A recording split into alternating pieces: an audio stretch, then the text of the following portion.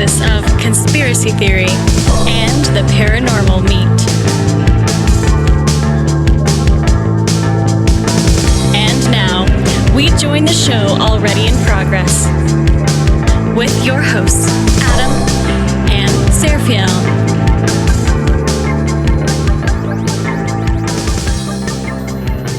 All right, guys, welcome back to Conspirinormal. It's been a little bit of a break. Yeah, it's been a little bit of break.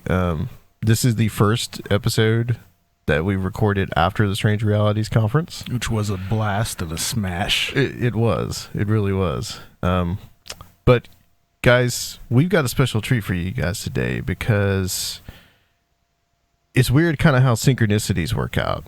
Because I was at home, I was on my phone, and a trailer for a film called Witness to Another World popped up on my phone, and I watched it, and I thought, well, that's interesting. I'd like to get somebody on that could talk about that.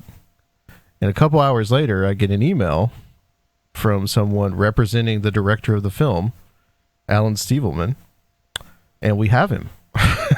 So it's interesting how that works out. Alan, welcome to Conspirinormal. Hello, Adam. Thanks for having me. Yeah, absolutely. It's like Serfiel was saying before we got started. The film is excellent. I was not familiar with the case at all. So, but it's pretty much right up our alley of what we believe about like these events and UFOs and how all that comes about. And you had Jacques Vallée in the film, which I want to talk about. But I really want to talk a little bit about you, first of all, like your background as a filmmaker, how you became interested in this case. Well, good question, because my life was a big mess when I was a teenager. I was studying IT, so I was a programmer in my high school. And I remember I watched a film called El Topo from Alexander Jodorowsky. It was a surrealist film. Good film.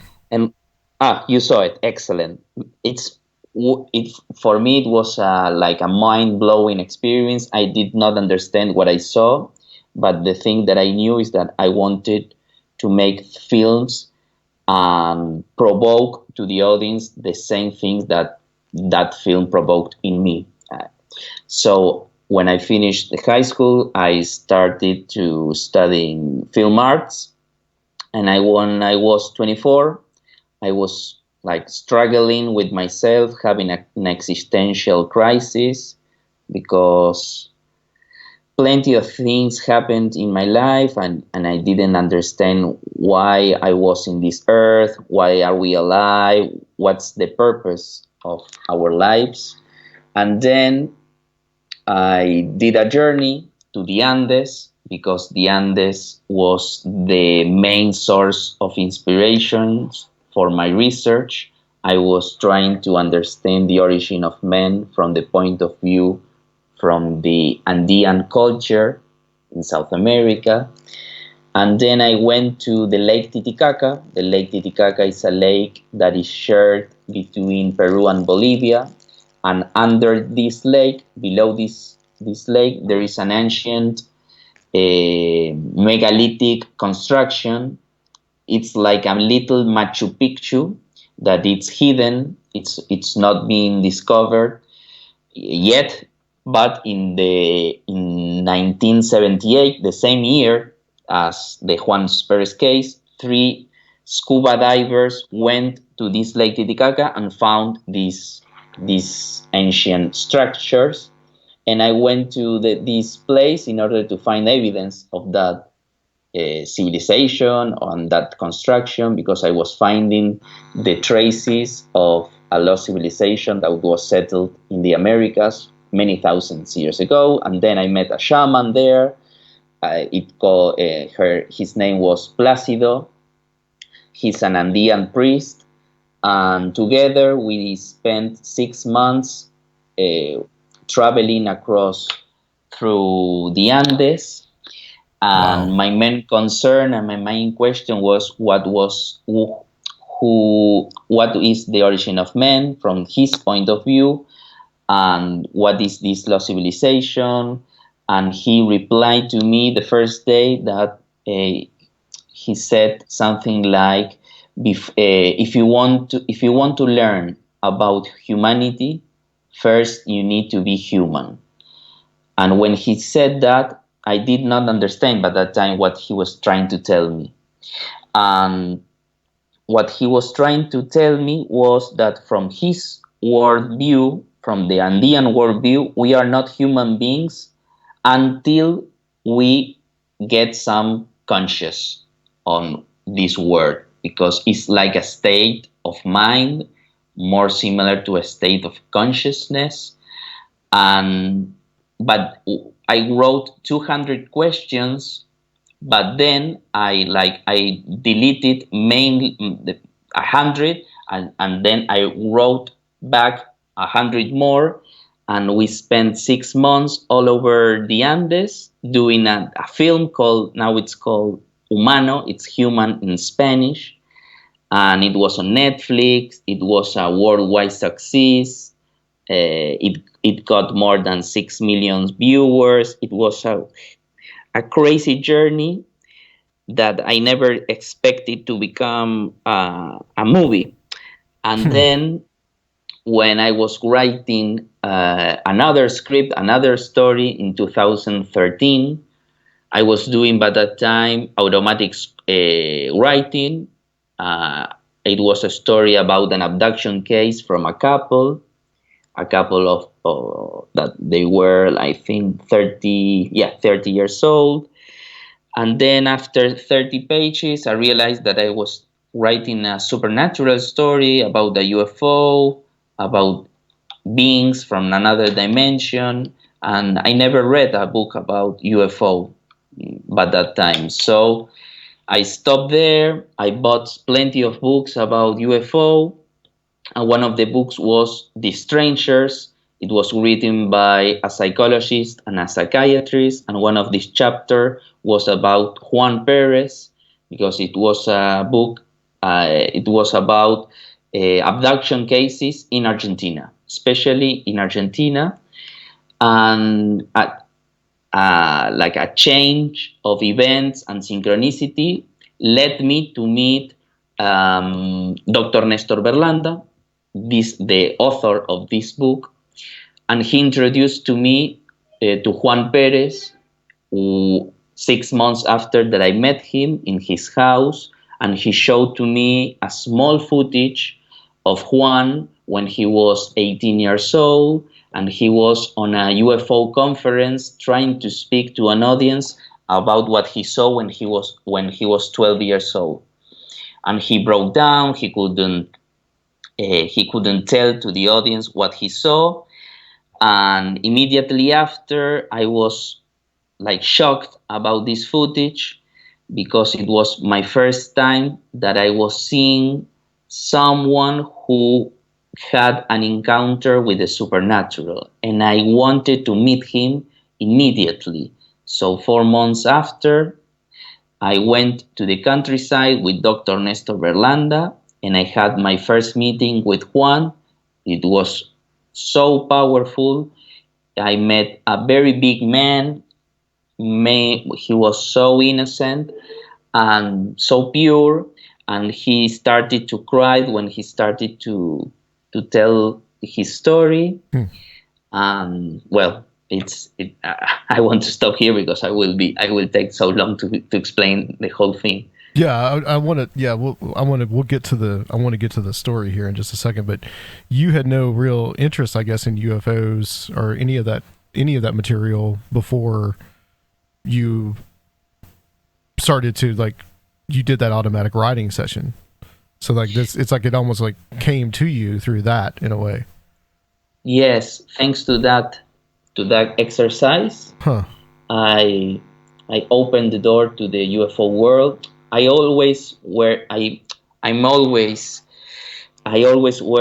curious about the supernatural, the mysteries, but I was mainly focused on this lost civilization, about the origin of man, about what is below Earth. but I was never focused on the UFO because I think, but because of the movies and the literature, the way they portrayed the UFO phenomenon, for me it was something like kind of bizarre or absurd Yeah. that I was not interested. A lot of sensationalism involved with it. Yeah, Yeah. or conspiracies about that. I'm not Right. into that kind of theories. Or, of course, there are real conspiracy, but Sure. especially with the UFO phenomenon or Area 51 or those kind of things, for me it was something very, very separate from my way of understanding this world or this phenomenon. Right. And yeah, I can totally understand that. I mean, because you're almost dealing with two separate things. I mean, you're dealing with that kind of sensationalism, the conspiracy stuff, and all that just kind of weirdness. And then when you get to something like the personal experiences of these people like Juan Perez and what they've gone through, you know, you're dealing with something completely different, which we're going to get to. But his story, and I wanted to, just for the American audience, that maybe I'm familiar with it, but others may not be familiar. Now, Juan is considered a gaucho. Did I say that right? Yeah, gaucho. Gaucho, Yeah. it's like the I always way of want to say understand. I always want to say gaucho because that's how the Brazilians say it. But Well, it's the same as Yeah, it's like yeah. we shared the same term. It's like the cowboy from South America. They have mixed blood, indigenous blood, and Spanish blood. They are brave men, riders, very tough and wild men, similar to cowboys, oh yeah, but from South America, Brazil and Argentina, especially. yeah, and yeah. So I wanted people to kind of know what that is because he referred to him as a gaucho and. Yeah. So his story, let's talk about what happens to Juan. When he was 12 years old, am I correct? He was 12 years old. It was 6 o'clock in the morning of September 6, 1978. Juan leaves his house to go in search of the herd of horses to begin the tasks of the field. Before going to school, Juan has strict tasks to do, and his father was very severe with him, very strict. And Juan rides his horse, Comet, that was the name of his horse, and gallops a few meters until suddenly 3 lights in the sky began to dance frenetically. His horse was scared. He did not want to move forward, and then Juan returns home and explains the situation to his father, and he ignores him completely and asked Juan to go back to the field and find the herd of horses. And then when Juan goes back with Comet, he observes that a thick fog was covering the entire field. Without fear, he decided to cross it, but his horse was a little scared, so it was difficult for Juan to make him move forward. When crossing the fog bank, Juan sees that a white circular object was landed on the ground. Yet Juan, in the original reports, mentions that he thought that he was seeing a kind of tractor. So it's something that, because Juan thought the whole experience that he was seeing something familiar for him. He never thought that he was seeing a spacecraft or a UFO or extraterrestrial beings. He thought that he was seeing co-workers from the farms and a tractor. Very weird tractor, but a tractor itself. Right. He never. Juan. Juan was staring at this object, and a gate opens, and a tall being looks out and invites him to go up. This being was like 3 meters tall. So then a ladder descends from the ship. Juan shyly approaches with his horse, gets off, and ties the stirrups to the ladder. Juan climbs the ladder as he can. Each step is very high. And finally he succeeds and enters the ship. What he saw was a very strange space for him, because on his left side he observes that there is a small being, a meter and a half tall, who is cutting meat on a transparent table. And he was cutting a meat without blood. There was no blood on this meat. And this being has, instead of hands, he has scissors. And instead of feet, it has wheels. And the small being ignores the presence of Juan the whole experience. He was just cutting meat, going from one place to another. On the right side, he sees the tall being who invite him to go up, and he is watching monitors and making hand movements as he were typing on a touch screen. And a very important detail is that in front of Juan there is a transparent wall that prevents Juan from going to the other side. It's like an electromagnetic field. Juan tries to cross the wall with his hands, but he can't. On the contrary, the small being moves from one place to another without problems. Suddenly, Juan starts to hear his horse, and the gate begins to close. Juan is scared because he's afraid that his father will challenge him for being entertained. He quickly gets off the ship and sees that his horse was injured because the horse was hitting the ladder. The tall being appears next to Juan, and Juan asks him for help. Suddenly, the tall being begins to squeeze Juan's arm when Juan was asking why this is happening to me, and scratch the right arm of Juan.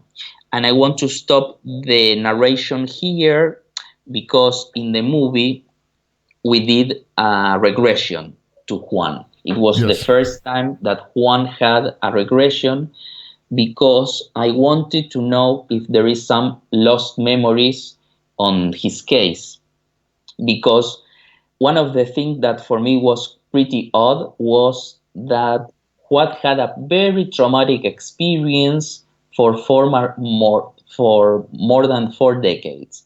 And when I saw the report and when I heard the story from Juan, the whole case, the whole experience was not traumatic. Nothing happened bad to him. Mm-hmm.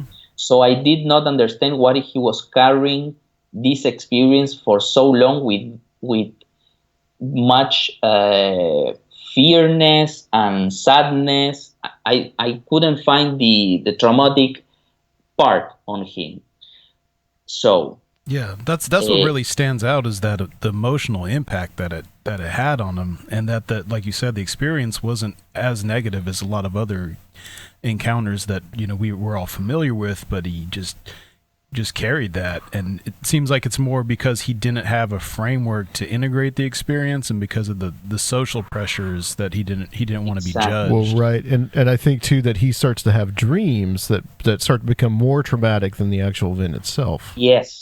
Yes, that's the key. That's the whole point. The dreams that he had immediately after this encounter were the real deal. Those dreams were a living hell for Juan, because most of these dreams were accidents or death that Juan was not able to stop from happening. So he felt that he was responsible from these events. So he was having precognitive dreams of people having accidents or dying, and he felt helpless that he couldn't do anything about it. Exactly, because they were people from his circle, from his family, relatives, or friends, or co-workers, neighbors also. Yeah, it was. So that's why I wanted to make this regression, in order to see if there is some new information.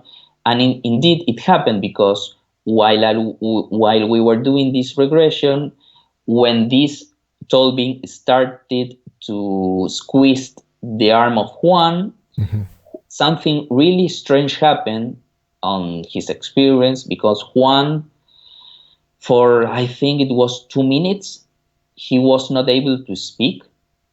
This is not on the movie because it will the experience lasts for 2 hours, and the scene on the movie is just 10 minutes because we were doing a movie and we don't want to get bored, to make a slow movie. So, but what happened was that Juan was not able to speak for 2 minutes, and then he suddenly started to say, "Wow, lot of stars!"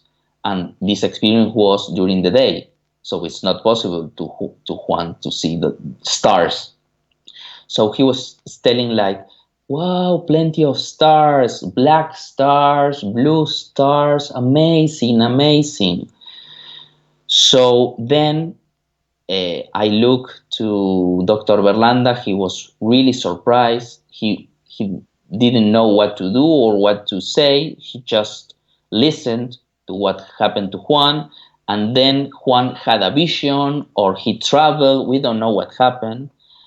And then he broke down into tears because he saw something that was so emotional for him.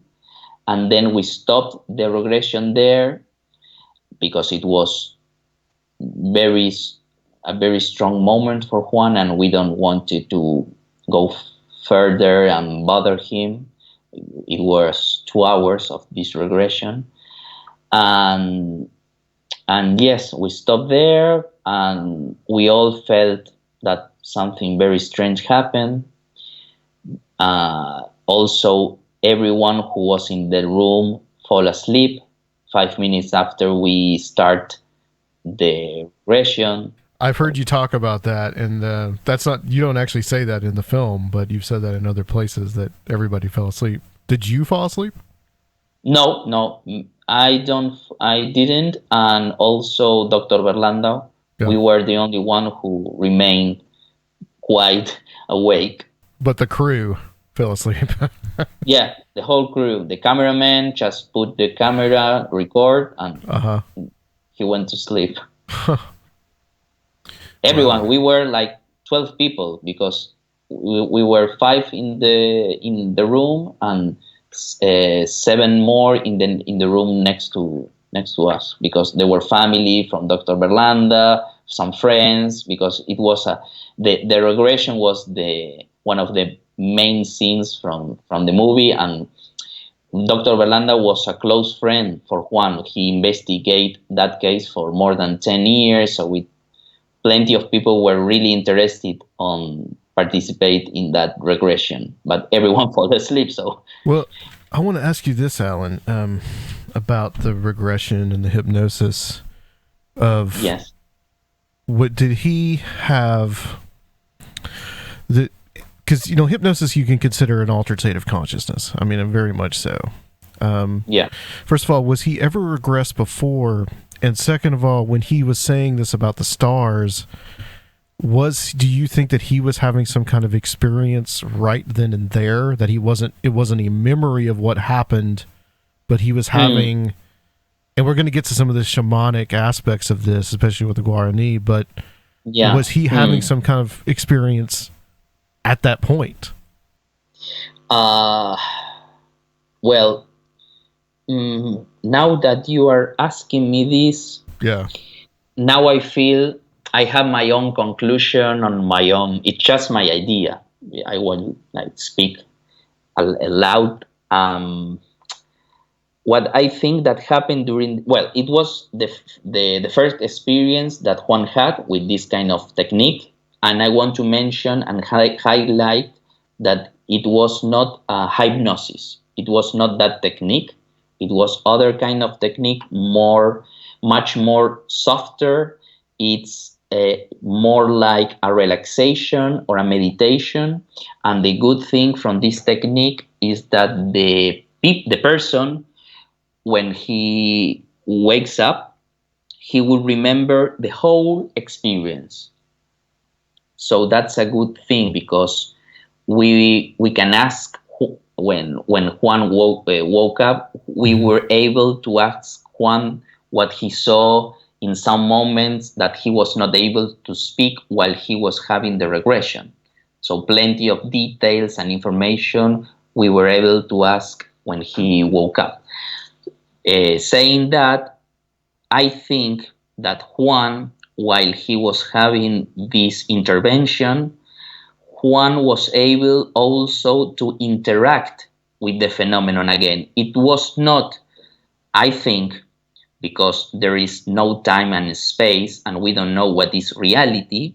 I feel and I think that Juan was able to interact with the phenomenon in real time again. And what he saw is, it was something that comes from the last experience in the regression and not comes from the experience when he was 12 years old. Because we manipulate in a good way, asking Juan to ask the beings, for example, who are they or why they are here. And they replied to Juan that they are here because they are working. They have plenty of things to do. And one time they showed to Juan a vision of something that is coming from to our Earth, something bad like a storm or a thunder. We don't know what it is, that it's like coming to the Earth, and these beings are preventing that damage from happening. And also, when Juan had this trouble that was seeing the stars, and then he saw one of his relatives that he passed away plenty of years before. When he was before that, Juan was asking, why to me? Why is this happening to me? And he had the answer, but the answer was replied when he was having the regression. I think that Juan didn't ask those questions when he was 12 years old. So in a way, we are able to interact with the phenomenon with these kind of techniques, right, at the same way that when we go to sleep and we dream and we have a very deep dream, we are able also to connect with this realm or with this world, because we don't know what happens when we go to sleep. We don't also know what is reality. And I have to highlight that for the Guarani people, the Guarani tribe, one of the most indigenous cultures in South America, the ancestors of Juans are Guarani, and the world of dreams are the most important things for them, because it's more real, the dreams, than our reality. That's a good segue, because another theme in the movie is that I'm just going to assume that as a gauchos probably have a certain degree of separation from a lot of the native traditions that form part of their ancestry. So you made an effort to reintroduce him to a tribe that was part of his ancestry, to help give him a framework to process this, because these ideas of the dream world and of encountering other things are a part of these cultures. Indeed, this is like a metaphor for what happened in the Americas with the conquest, because plenty of people lost their roots with the indigenous culture, and not only the indigenous culture, because when I was doing this film, I was asking myself what happened with my own roots, because I was separate also. I came from a Jewish tradition family culture, but when I was 12 years old, I just cut off everything that is related with religion. I didn't want to know anything about religions, so that's why I was struggling with existential a pain and crisis, and then I did this journey to the Andes to find myself. I went to Buddhism. I went to plenty of religion and beliefs in order to understand what are we, what is humanity, what am I, who is Alan, what is reality. And while I was doing this film, that we helped Juan with plenty of people, because Jacques Vallée was really important on this task. We all helped Juan to reunite with himself, that he was able also to integrate his experience, and the last goal was to this reunion with his own roots that was cut off when his grandfather passed away, because his grandfather was the only one that was the true connection with his Guarani roots. Do you think the grandfather, if he had lived, if he had been around, that he would have eventually instilled that into Juan, some of that, the ideas of the Guarani culture, and that got aborted because he passed away? Yes, I think in the words of Elder Francisco, one of the shamans from Paraguay, what he told us that it was that at the age of 10, when his grandfather passed away, Juan was trying to understand why this happened. He was like trying to get a meaning from the life, from the death. He was seeking to himself. And 2 years after, at the age of 12, a very symbolic age, he had an answer from the supernatural world. But he was not able to understand it because he didn't have a guide, for example, his grandfather or a shaman, that helped Juan to integrate those symbols, those archetypes, in order to probably to become a shaman. Because if Juan was born in Paraguay, in this community, he will become a shaman for sure. Yes. Yeah. And he goes through, do you take him to Paraguay, I think, to that community, and he goes through a ritual that allows him to basically integrate this aspect into his life. Yes, it's a ritual that it's called Mitacaraí. Every man who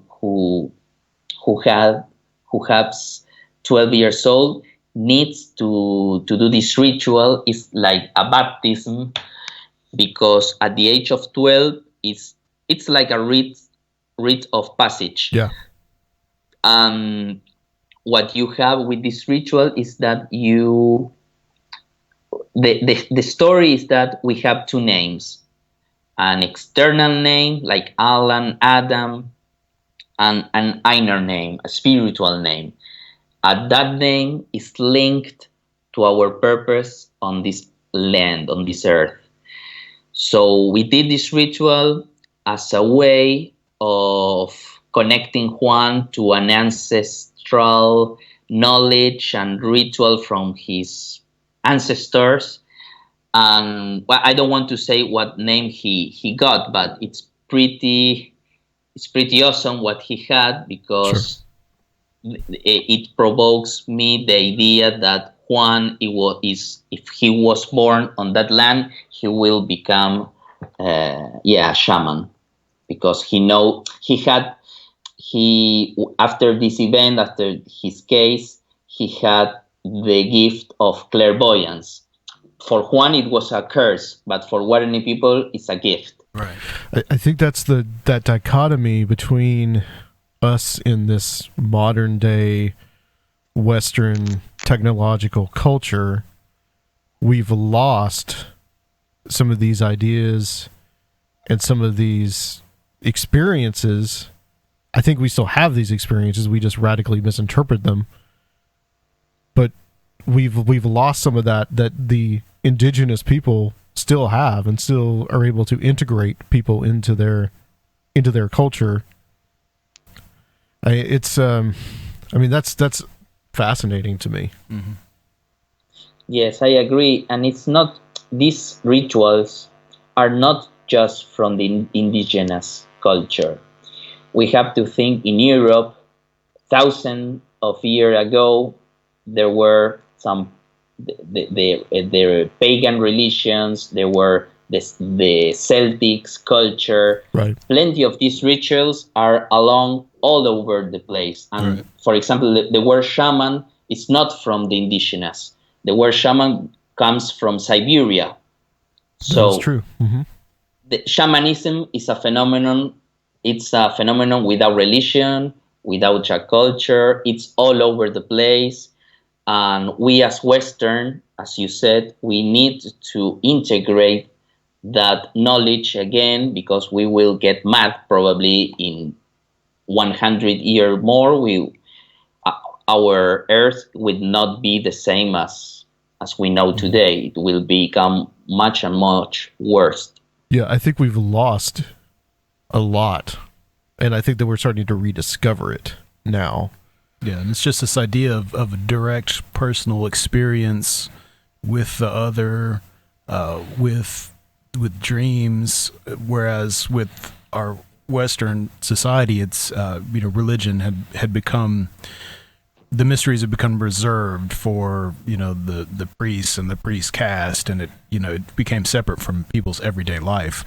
And maybe we're kind of moving back towards that again, where people in the West are seeking shamanic personal experience. Oh yeah, definitely. I mean, if you look at the DMT and how popular that has become.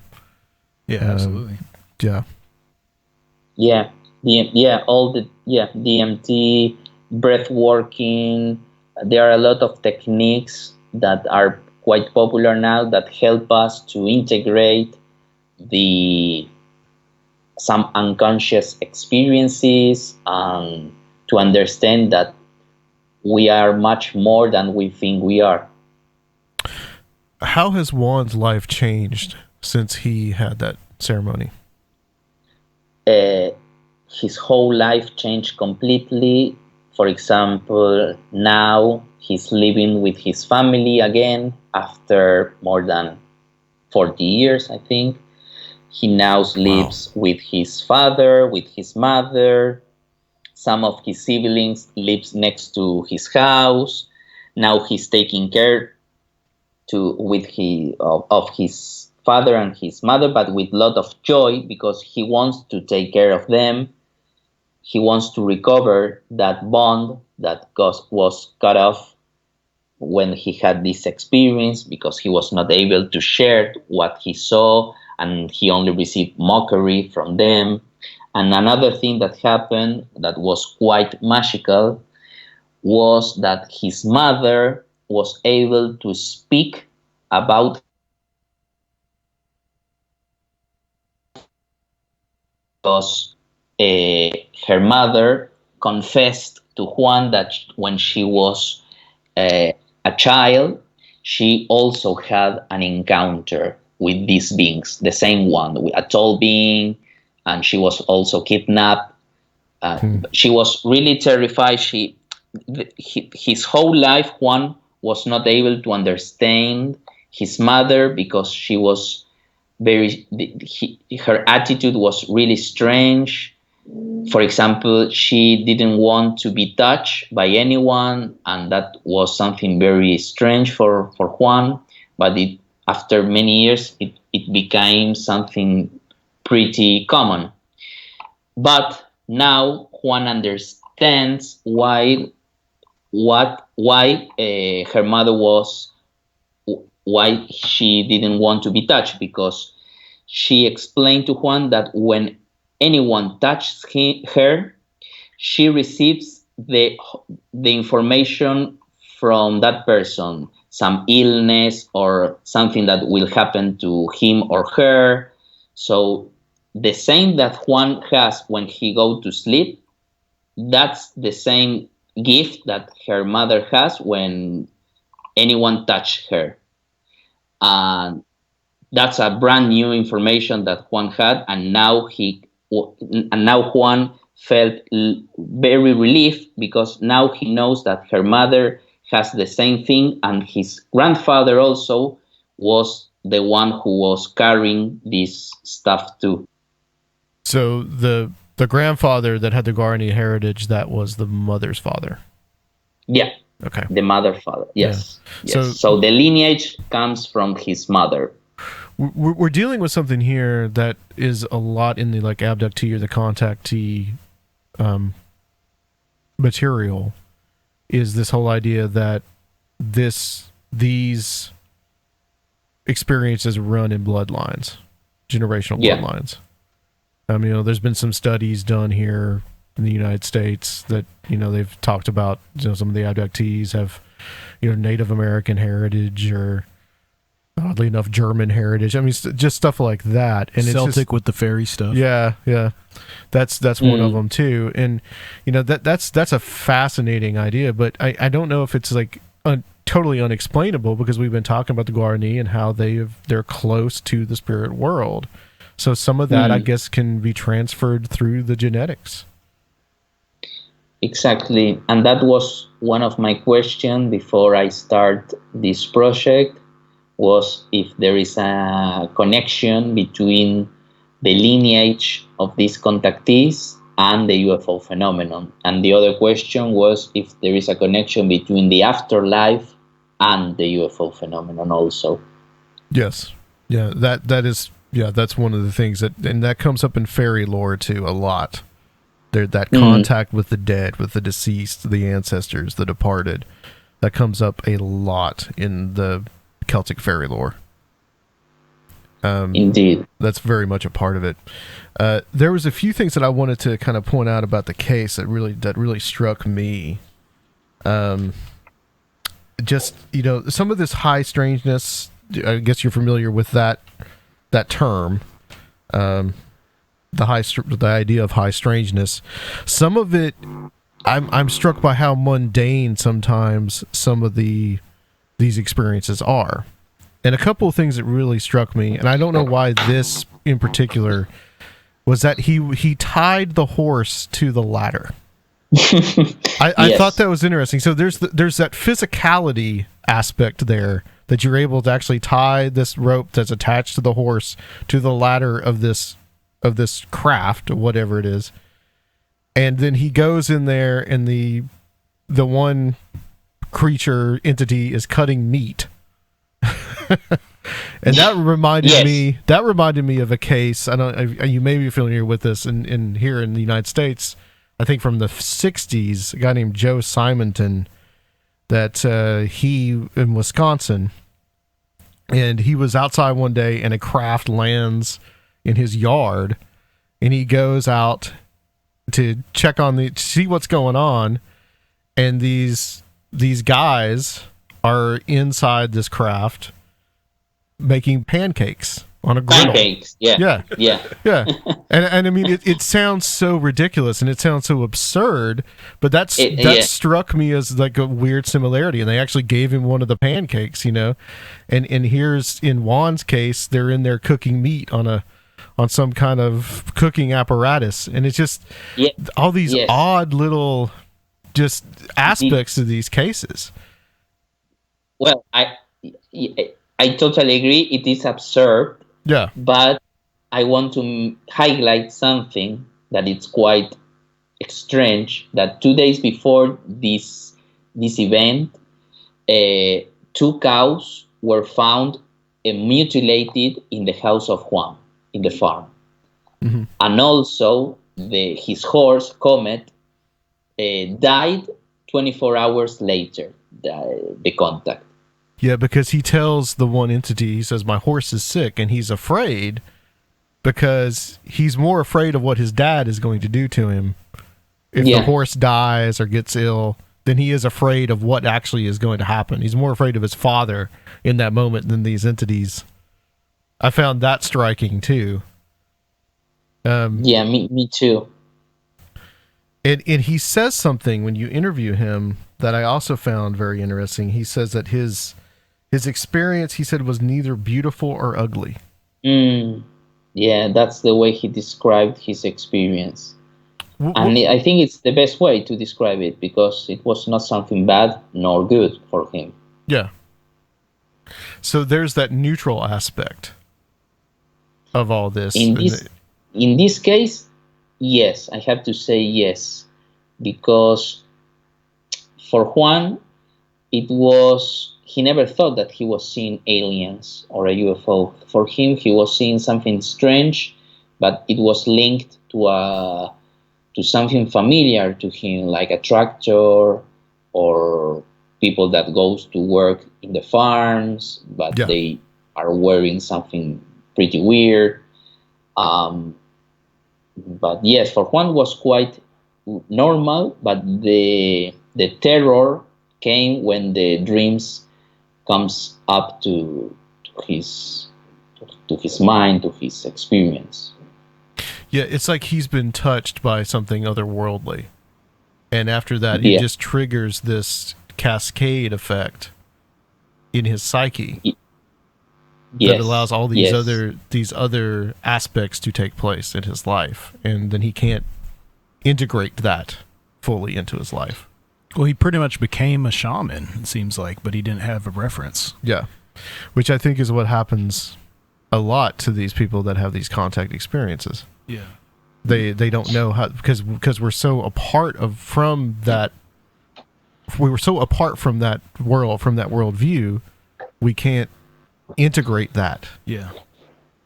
Yeah, they don't have the tools nor the knowledge to know how to use that tool or gift. So I want to ask you this about this kind of concept that I just wrote down here, concept of UFOs as a display or like a symbolic mechanism. And all these different aspects of the case, some of the weird, mundane things that I point out, I can't help but think in my mind that there's some kind of symbolism going on, a kind of as above, so below kind of aspect, which is interesting. You mentioned El Topo at the beginning of our interview. Yes, because it's so surrealist, right? These cases are pure surrealist. When Juan had this experience when he was traveling and he started to fly with that's bizarre, that's absurd, it's not logical. He was in the field and 30 seconds after he was in the middle of the cosmos, so it doesn't make sense.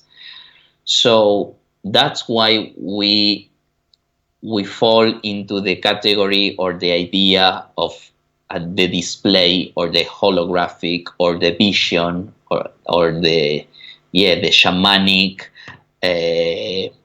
vision of this phenomenon, because if not, there is no sense that these beings will give pancakes to Joe, right, or a glove, because Juan, something that is not in the movie and I did not mention, was that after a while the tall being removes his glove from his hand and gave it to Juan as a gift, because the tall being wanted to he told Juan that the others needs to believe Juan that his experience was real, and that glove was a proof of that encounter. It was a very big glove. When Juan entered his hand to the glove, he felt that something inside was moving on that glove. But when he was returning to his home, while he was galloping and riding his horse, 3 lights came out this spacecraft, and little like I don't know what, like little hats. They took the glove, and Juan was not able to prove that encounter. But some things happened, because Juan, till today, he has the mark from that encounter on his right arm. His horse died 1 day after. There is a big mark on the grass of the farm that that was the place that the UFO landed. But I think those evidence are not enough to prove the existence of the UFO or this kind of encounter. What we only have was the trauma from Juan. That was real. His tears was real, and that's why we choose to make a movie from the human aspect of this phenomenon and try not to prove. There are some people, or we are getting messages from UFO fans saying like, "Oh, your movie is bullshit. We wanted to know more about the UFO, about the aliens, what Juan saw," because they are like materialistic people, and they want to like prove their own ideas that these UFOs are real. And in the movie, we are not saying that this is real or not real. We are just dealing with the experience that Juan had with this supernatural encounter. And that's it. That's the purpose of the movie. Try to help Juan, not to prove the existence or not the existence of the UFOs. Although you do talk to a couple of guys in the film that had experiences that were not anywhere near like Juan's, but they had their own experiences and they had their own in that area at the same time, which I thought was interesting. That was thanks to Jacques Vallée, because he told me that there were 3 other cases on the same area, the same week. And when I was starting this project, he gave me his original reports from that trip to Venado Tuerto, the hometown of Juan. And I spent more than 6 months trying to find those guys because it was really difficult to find it. And finally, we found them and we interviewed them. It was a really nice experience. But the main thing or the main difference is that Carlos and Roberto felt they were really scared when the phenomenon came up, but Juan was not afraid the whole experience. So that's a particular difference between the 3 cases. And also, Carlos and Roberto ran away immediately. Carlos was driving his car, he was going back to his house. He was on his girlfriend's house. But that time he was 21 years old. And while he was driving, the car stopped. The engine didn't work. And he looked at his right window and he saw 7 spacecraft. Some of them were landed and others were on the air. And another absurd thing happened on this case, because he saw some beings, tall beings, the same as Juan, and he saw that 2 of them were trying to fix this spaceship. Like they were having tools trying to fix that spaceship. Right. And that's a funny thing. But he was really scared.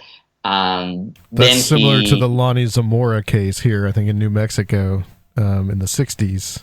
The police officer, he saw this craft landed in a field or out in the middle of the desert, and there were 2 guys out there trying to fix it.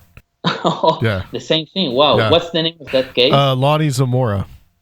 Lonnie Zamora. Yeah, that was from I think early 1960s.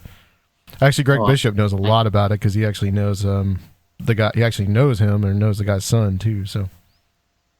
Well, similar thing. The bizarre things appeared, and the case of Roberto was quite bit different because he saw while he was riding his bicycle going to his work. It was 4 a.m. in the morning, and above his head he saw a really big red light, and a beam light him, and he started to feel really hot.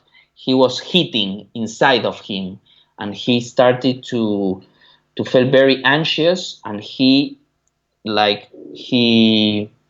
threw his bicycle because it was broken, and then he started to run, and he entered the bakery because he was working on a bakery shop, and then he never had the same experience again. But he was on his house, like separate from the world for a whole month. Yeah, it was that traumatic for him. For him was, yeah, pure, yeah, very traumatic for both of them, for Carlos and Roberto. And they were both older.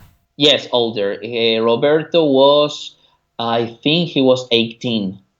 Were they more urban? Do they live in a Yeah, more, urban. Yeah, yeah, yeah. They lived in the city of Venado Tuerto, and Juan was living on the same house that he's now today. It's like 2 kilometers away from the city, from the hometown. Okay. I'm going to talk a little bit about Jacques Vallée and his involvement with this, because he was apparently, I guess, involved from, I guess, close to the beginning with Juan, and you got in touch with him, and you were able to get him to come out there to Argentina to be part of the documentary, which is an achievement, because Jacques Vallée has kind of left a little bit of the UFO stuff behind, although I think he's starting to kind of come back into it recently. But what's kind of his involvement with the case and his thoughts on it? Well, I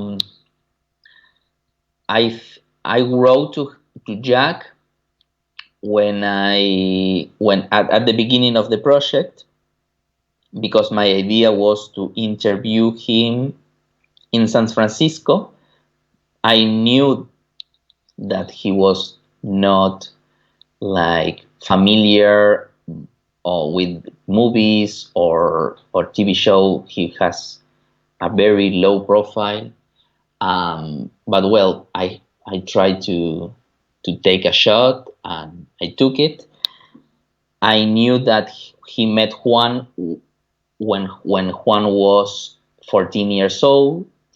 He visited Juan in 1980 with his wife, Janine, because Jack was hired to make 4 conferences in Argentina. And the only thing that Jack asked was to have some free time between those conferences to meet contactees in Argentina.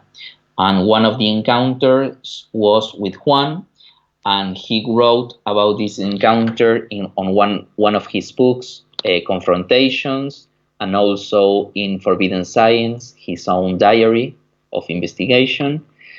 So I told him on my letter that I was doing a movie about Juan Perez case, that Juan was not feeling well after more than 30 years of that event. He was not able to integrate that experience. I also mentioned that the vision of the movie was more about his theories rather than any kind of other theories. That's it. And I also attached him some photographs from his visit to Argentina. And I wait for a reply. And after a month, I got an email from him saying that he was really sad, knowing that Juan was not feeling well, that he was not able to integrate that experience. He also told me that I can go to San Francisco to make an interview to him. And I don't remember what else he said, but at the end of the letter, he told me that he has an idea, that he doesn't want to bother me or interrupt my project, but he felt that there will be a great idea if he comes to Argentina to stay with Juan, to try to help him, to stay with me also and my crew, and make a good movement in order to help Juan. So then I felt really happy. I changed my whole script, and we spent 10 days with Jack.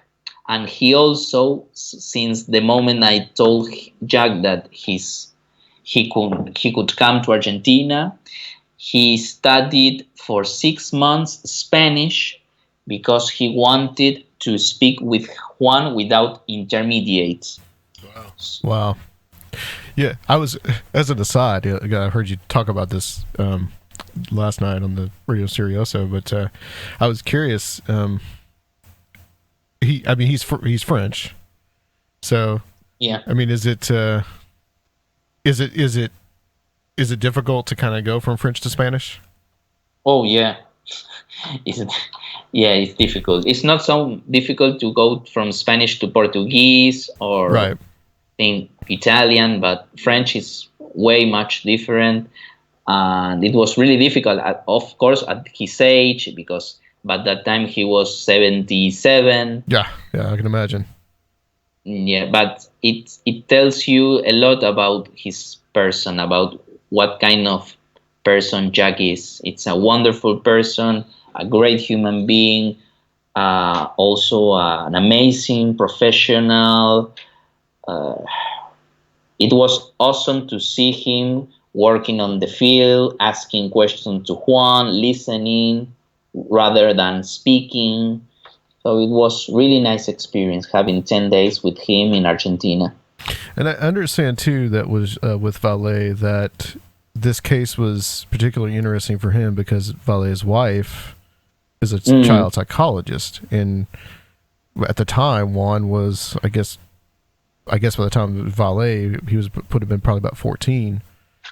Yes. So I mean, Yes. you don't hear too much about, and that's another interesting part of this case is that you don't hear too much about these cases that involve children like that. Yes, and that was one of the things that Jack was really interested, because he paid attention a lot to what Childs said about these kinds of encounters, and also it was really special because it was something that he shared with his wife.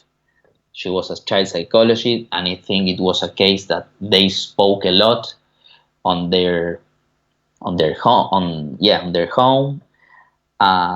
For Jack, it was a quite good journey because he also closed a circle with this movie and with this project. Not only Juan, and not only myself, because Jack also was able to close something, to put an end with something with his wife, or with Juan, or with his research. That's fascinating. I want to, in the time that we got left, Alan, I want to talk a little bit about this that you mentioned at the beginning.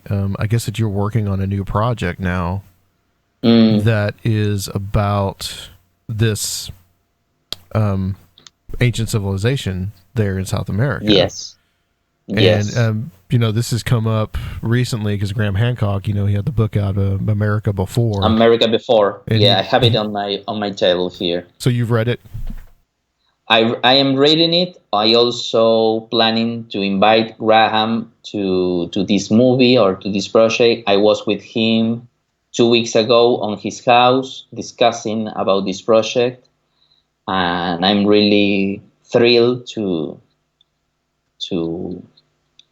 invite Graham to this project. So what is this film gonna entail? Well, it's a film that I was involved for more than 10 years.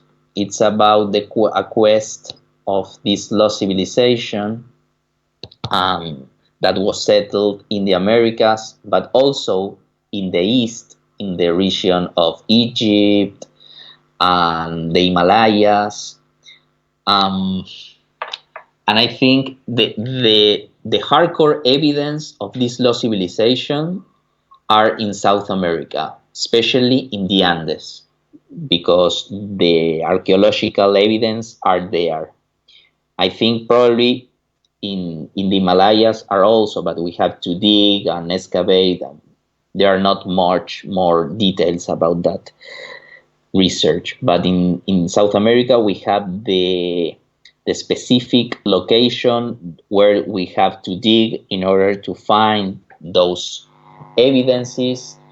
And it's a story about these traditions that comes from the west and the east, from the Andes and the Himalayas. Both cultures speaks about an underworld that thousands of years ago was not underground, but for example, in the Himalayas, they called this place for this lost civilization Jambala or Yambala, and in the Andes there is the tradition of the Paititi, and there is a person in Europe, especially near Barcelona, that it's called Anselm Pirambla, and he was the one he was the only one in the world that went to the Andes to excavate in the heart of the Cusco in Peru, in the Coricancha. The Coricancha is the ancient temple of the Incas that now is the Convento of Santo Domingo. It's like a church from the Dominical order. And he excavated there because there is an ancient tunnel, 2 kilometers tunnel, that goes to a special place. It's a mountain that it's a citadel, that it's Sacsayhuaman. And below, according to chronicles, below that place there is a network of tunnels and chambers, and all the treasures from the Incas are there. And if we were able to open this secret, we are going to be able to give an answer about our origin, about this lost civilization, and put the history in order, because there was a civilization in America at the same time that there were the Egyptians. So history needs to be rewriting because we have the evidence. But now I want to make a movie in order to give a message about this. This is not a theory. We are talking about science, but we need the tools in order to make this happen. How far back do you think the civilization goes? Where I think more than 20,000 years. 20,000 years. Yeah. Yeah, according to some researchers, goes back to 20,000.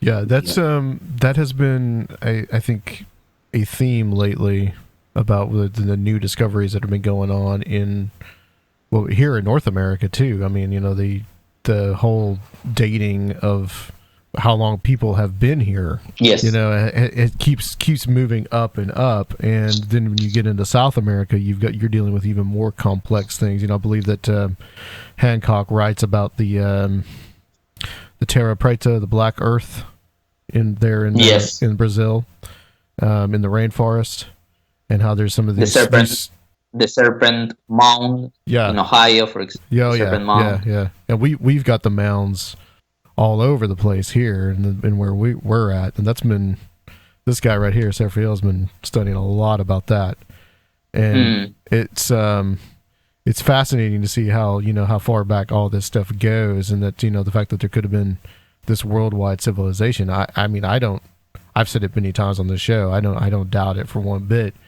Are you familiar with Randall Carlson? Are you familiar with his work? No. What's his name? Sorry, Randall Carlson.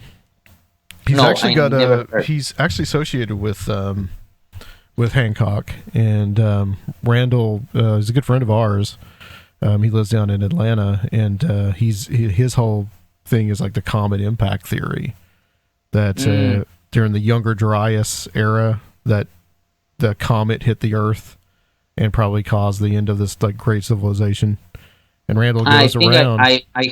I I think I heard it on a Joe Rogan program. Yeah, he was on Joe there Rogan with Graham. with Oh, Hancock. yeah. Yeah, and I mean, his work, I think, is very important, and I think people are beginning to come to the realization that civilization is far older than what we give it credit for.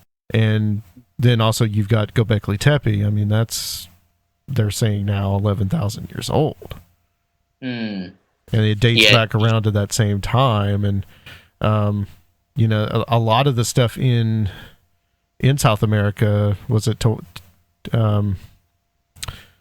Machu Picchu and the Tiahuanaco, all the stuff around Lake Titicaca, all that is these huge megalithic sites, and we're using these huge stones and these ideas of how did people build these things back in that time. And there's all these traditions about, I think the Incas even said they weren't the ones that built it, and all this, and that they didn't know who built it, kind of like Stonehenge. Yes, but archaeology and the academic world needs to put an end to some of their theories, because there are some missing gaps, for example, in South America history. It's not allowed in the archaeology world to speak about the idea that Sacsayhuaman was not built by the Incas, or Machu Picchu. If you say that was not built by the Incas, you will probably be banned. Yeah, that's true. So it's not the same happened in Egypt. The Egyptologist says that the pyramids are tombs. So really weird stuff to say that they are just tombs, but that's the orthodox word. I want to ask you this, Alan, about Humanos, Witness of Another World, this film that you're working on now. Do you think there's a link between all this material, the UFO material, what you're working on, with the ancient civilizations, and then also your own kind of personal journey that you chronicle in the first film? Do you think there's a link to some of this? Yes, on an unconscious level, I have to say yes. And I think there is a relationship between the UFO and the search of this lost civilization. I don't want to give some details now, because I will be probably titled as a lunatic, but I want to have the proofs and the evidence. But I know in my heart that there is a relationship and the connection in the search of this lost civilization, the UFO, the afterlife, and I think everything is connected. But I have the proofs in the way of shamanic or the shamans connect, but I need the proof to Western world. So that's why I want to make this movie and want to make plenty of projects in order to, because I also work in the Boygrus Explorer. I work with Ansel Pirambla, this researcher, and I will go to Peru on January, because we are going to try to make some field work, because our main goal is to reveal the secret of the Andes, because he has the knowledge, but he has not. He's like Jacques Vallée. He's really low profile. He never spoke into movies or TV. He only did research. But now he knows that now is the time to speak. And he lives there in Spain?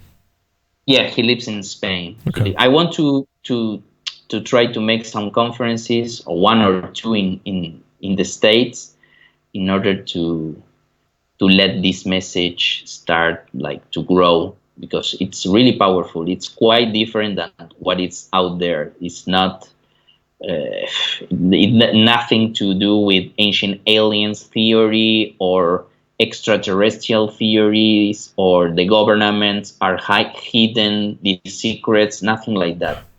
Right. Agreed. It's more aligned to Graham Hancock's theory, but it's quite different because he had the esoteric knowledge, for example, of why the Nazca lines were drawn like that. What is the importance of the Paracas candelabra, that it's a geoglyph of more than 100 meters tall height. It's really important, that geoglyph, that it's in the Bay of Paracas in Peru. So he has all this knowledge, and we want to make a good message around that.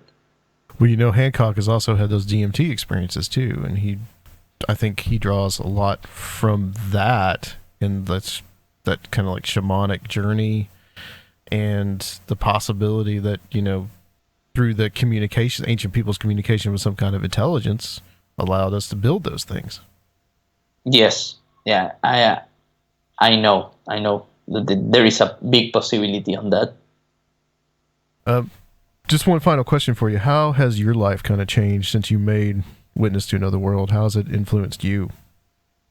Well, I think one of the main aspects that changed me was that now I'm more relaxed with the idea of death, because by that time, for more than 3 years, I was struggling, thinking a lot every night about what is afterlife, if there is something or there's nothing, just the light goes off and that's it, end of story. Or I don't know why, but I was really obsessed with that idea.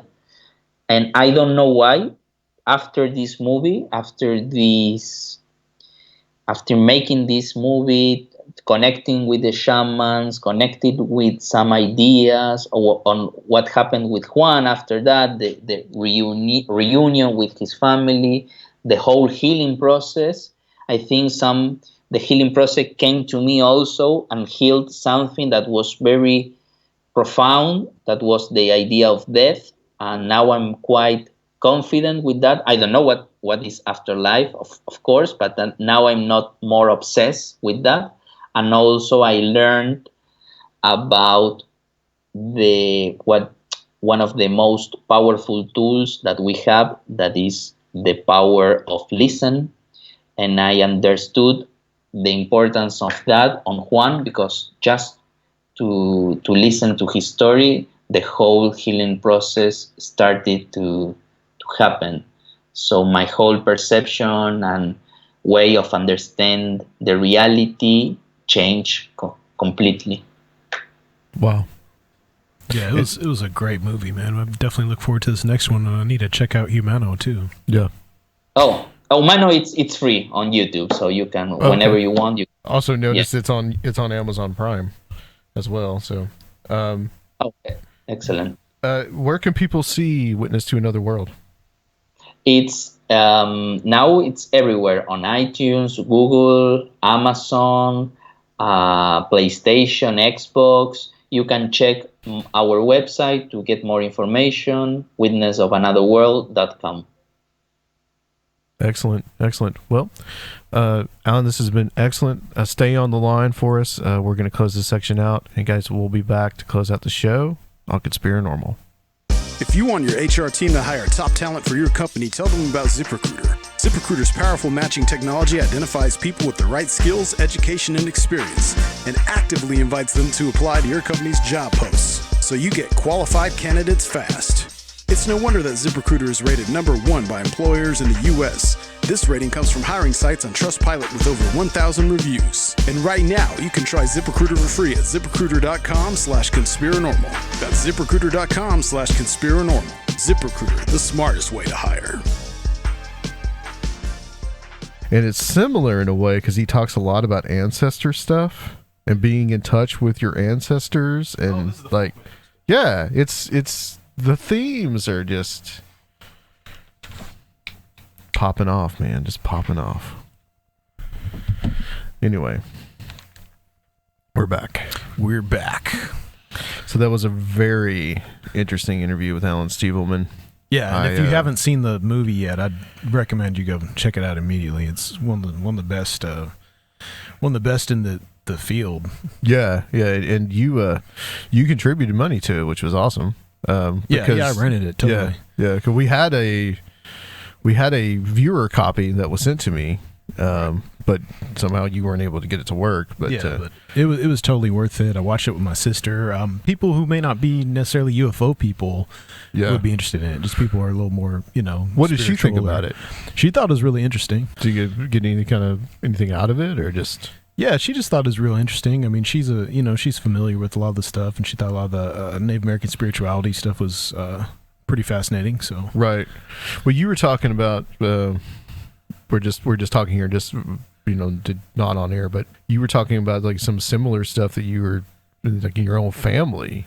Well, That's just like the similar idea to Juan Perez and just the idea of the gauchos, very similar to like my great grandfather. How he was from like North New Mexico, and the same kind of thing, where it's like he was a step removed from a lot of the traditional aspects of his Native American ancestry with the farmers and stuff. So it's that's kind of similar. So I totally understand that idea, right, of who the gauchos were. Yeah, kind of like you're in between two worlds in a sense. Yeah, the colonial world and the native world.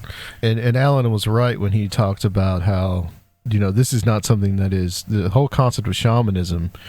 I mean, that's not something that is just in these indigenous people, although they have kept it alive. Yeah, you can much see more so. You can see an Western. unbroken strain. A lot of European people are trying to get in touch with this stuff, but it's been kind of abstract, and even we're so removed from it that a lot of times it seems like hokey to people. I don't know if it really has the same effect.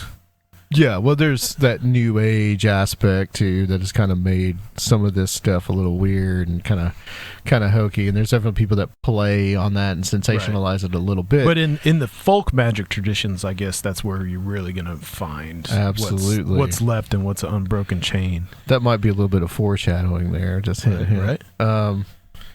Which I've been looking into a lot of the folk magic stuff lately. I mean, that's interesting, but I'll leave that there. This one was interesting because he has been making the rounds on a lot of shows, and I wanted to try to and I think we did it. I hope. I've only listened to one interview with him, which was the Radio Mysterioso interview that he did with Greg Bishop and Miguel, Red Pill Junkie. And I hope that we kind of ask him some questions that maybe nobody asked before, and kind of get him on his own kind of like personal journey.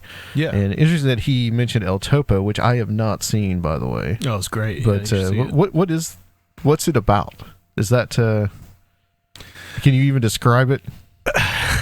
Put you on the spot. It's just a Jordanowski movie, man. It's got a lot of symbolism, a lot of Western esoteric and Indian stuff, and it's all over the place. I mean, okay.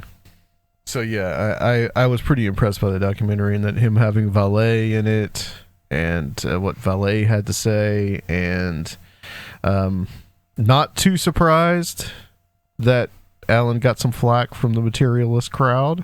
Yeah, of course, because it's not cool enough, I suppose. But whatever, that happens.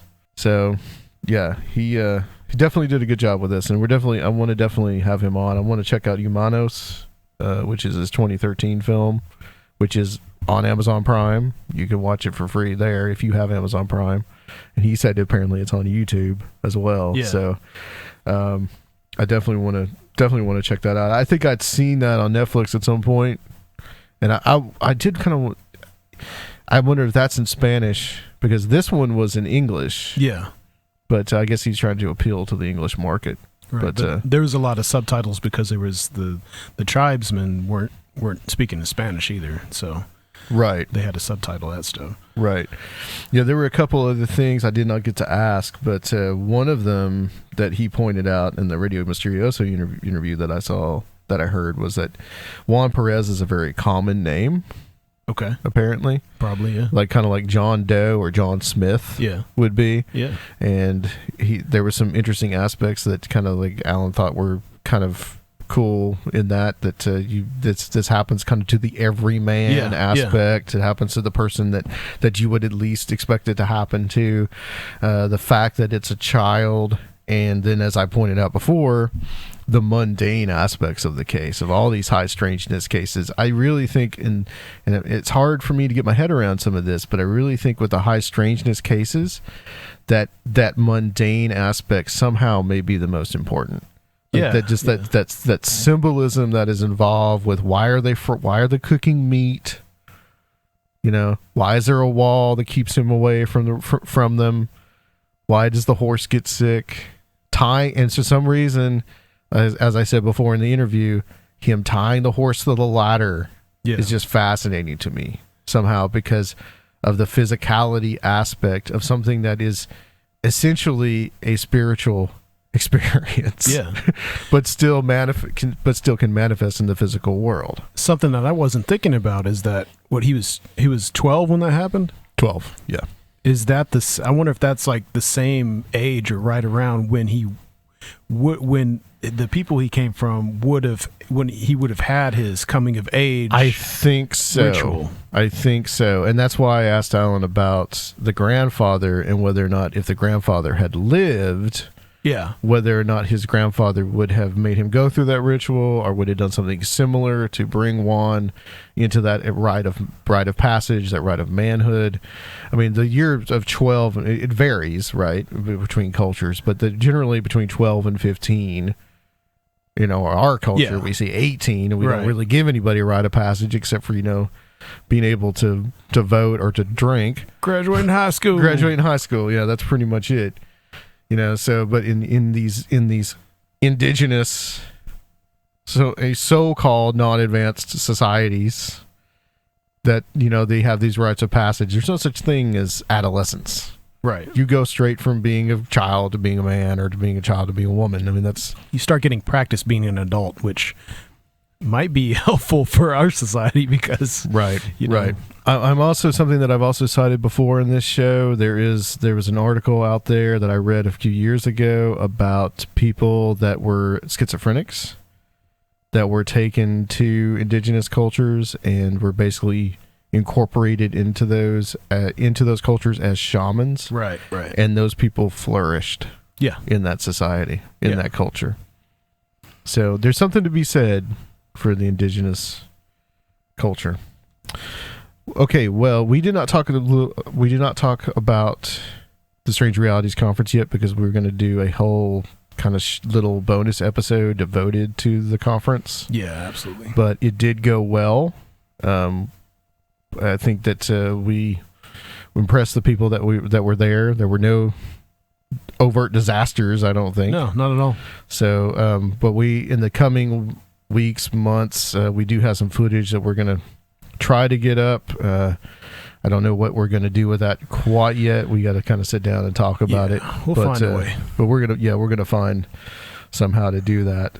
But we will talk about that soon. And we were also, as part of that episode, that little bonus episode, we'll have the question and answer session from that night as well. So, all right.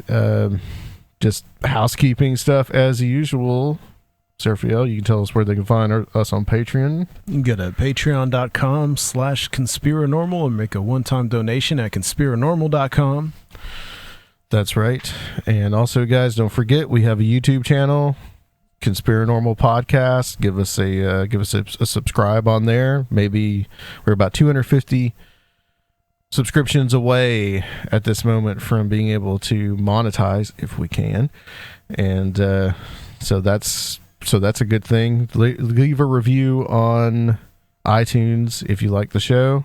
Only give us 5-star glowing reviews, though. Yeah, so please. All right, guys, that's it. We're going to call it. So next time we'll be back to talk about, I think we're going to be talking a little bit about Appalachian backwoods witchcraft. All right. So I've got that schedule. I'm looking forward to that. All right, guys. Thanks for listening, and we'll be back on Conspirinormal.